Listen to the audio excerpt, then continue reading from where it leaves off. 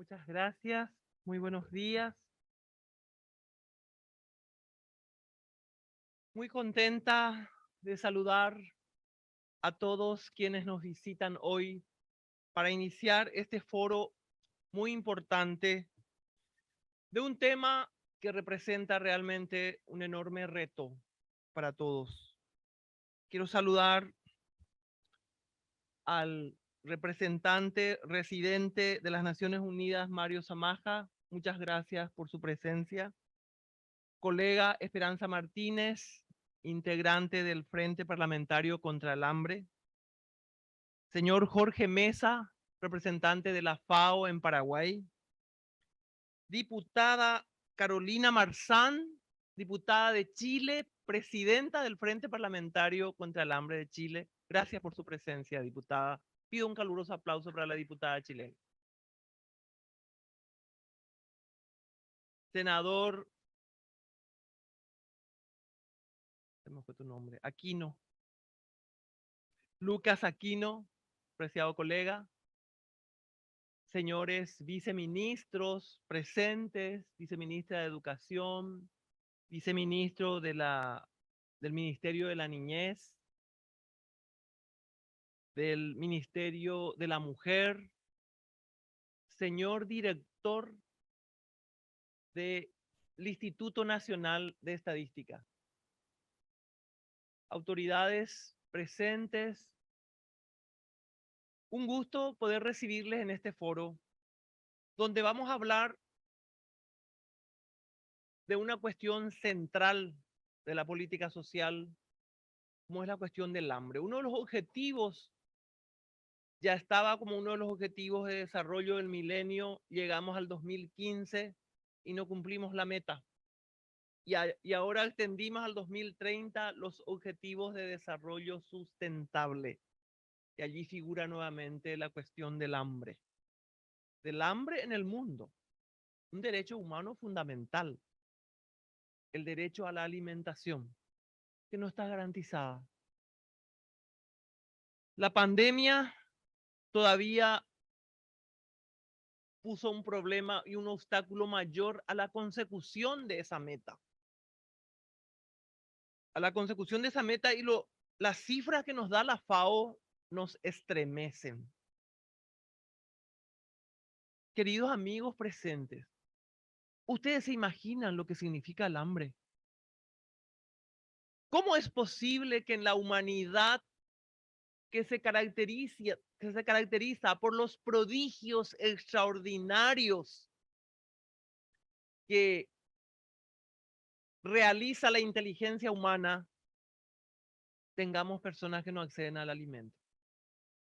Cuando tenemos una cantidad inmensa de alimentos que se desechan, tenemos países que producen una cantidad inmensa de alimentos y tenemos gente con hambre.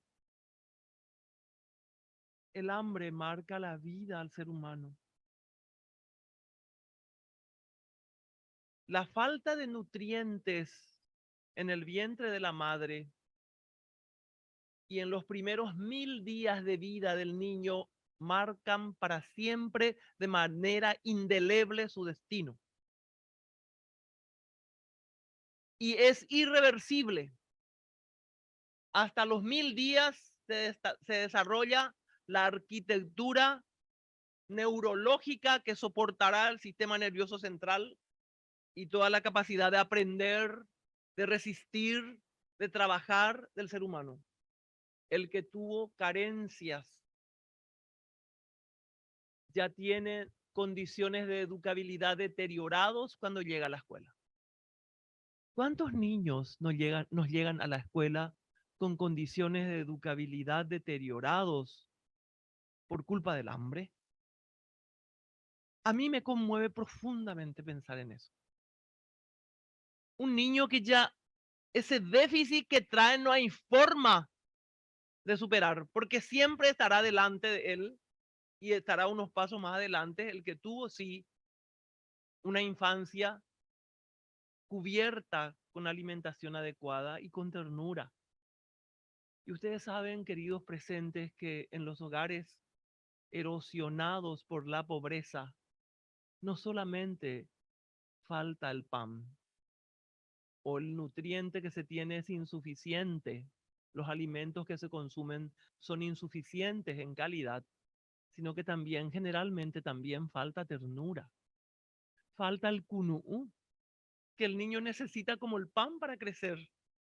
Entonces es un círculo terrible que genera la pobreza y que realmente el tema del hambre, donde el tema del hambre está en el centro. No puede ser que en la humanidad actualmente haya hambre. Cuando los prodigios de la ciencia, de la nueva ciencia, puede producir en el desierto, puede producir en la terraza, puede producir en los sitios más áridos, puede transformar la naturaleza, puede tratar genéticamente, puede mejorar la producción, todo se puede hacer. ¿Y cómo es que tenemos hambre? Algunas cifras estremecedoras nos interpelan, como por ejemplo las cifras de Klisberg, que nos dicen que en el año 2017, que es la última cifra que tiene en ese estudio hecho, el 92% de toda la riqueza producida fue al 1% de la población del planeta.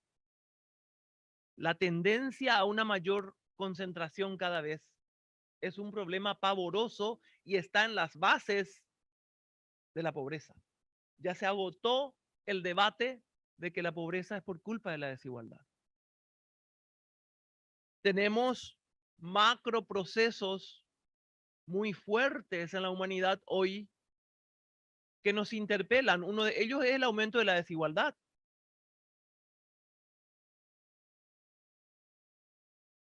Ese aumento de la desigualdad tiene cifras pavorosas.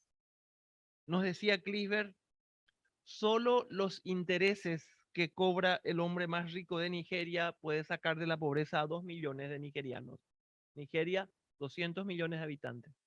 Un buen porcentaje bajo la línea de la pobreza.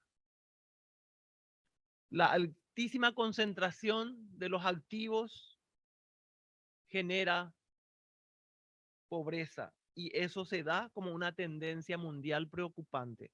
Y hay nuevas formas de desigualdad, nuevas formas también, sobre todo en el tema de la nutrición. La obesidad, la malnutrición, las grasas saturadas quitan 10 años de vida. Afectan profundamente la calidad de la vida y los alimentos más saludables son más caros.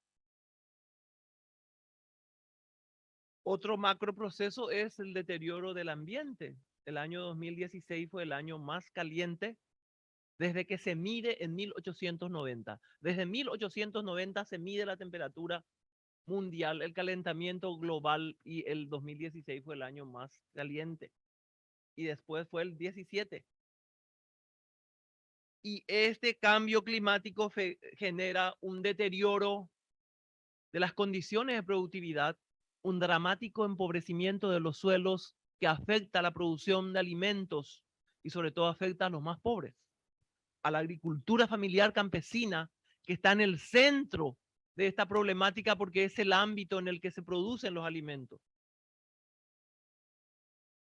No tenemos nada contra la agricultura empresarial mecanizada, pero esa tiene otros parámetros y tiene otra realidad. La agricultura familiar campesina tiene a la tierra como el centro del hábitat donde se desarrolla la persona, el campesino que produce, y allí tenemos que mirar si queremos hablar de la reducción o la eliminación del hambre. Y por último, también un macro proceso que es el tema de la discriminación de la mujer. El 2/3 de la población más pobre del mundo son mujeres. Los hogares encabezados por mujeres solas tienen mucho más posibilidades de caer en la pobreza y en la pobreza extrema que los hogares donde hay un equilibrio entre mujer y varón en la sustentación de la familia. Estos macroprocesos nos plantean desafíos Porque nosotros para debatir la cuestión del hambre cero tenemos que poner en este marco. No podemos debatir en el aire, tenemos que debatir con las cifras de la realidad. Y tenemos mucho que hacer. Muchísimo que hacer. Tenemos que preservar que se deterioren las condiciones de educabilidad de nuestros niños que llegan a la escuela con la posibilidad de construir un proyecto de vida, salir adelante a través de la instrucción, de la formación, pero si en el lado del hogar no hay nada, no tienen hábitos, no tienen las bases mínimas, la escuela tampoco hace milagros y estamos en un círculo que nos interpela a todos. No es posible que habiendo tanta capacidad en el mundo como nunca en la historia de la humanidad de producir bienes y servicios, de producir alimentos de calidad, tengamos muchas personas con hambre. Muchas personas con hambre. La FAO nos dice que hay más de 800.000 personas en el mundo que pasan hambre en serio. Y en el Paraguay tenemos 350.000 personas que tienen absoluta inseguridad alimentaria y tenemos un último estudio donde tenemos en todos los departamentos, en algunos departamentos más, porque por primera vez el Instituto Nacional de Estadística hizo un estudio sobre las condiciones de la seguridad alimentaria y tenemos cifras que nos interpelan, nos tocan en el corazón. Y es un desafío político en el que tenemos que poner sobre la mesa en el debate y debatir apasionadamente para buscar mecanismos que nos lleven realmente a esto, que es increíble en el siglo XXI, sigue siendo un sueño y un esfuerzo y una meta tan deseada como el hambre cero. No es posible en un mundo, como decíamos y reitero, con tantos prodigios que haya gente que no tiene alimento. El hambre es un escándalo. Es un escándalo político. Es un desafío político, pero más que un desafío político, es un desafío moral. Y tenemos que alinear los esfuerzos institucionales en todos los ámbitos para que logremos la meta de no tener personas con hambre. Es un derecho humano fundamental.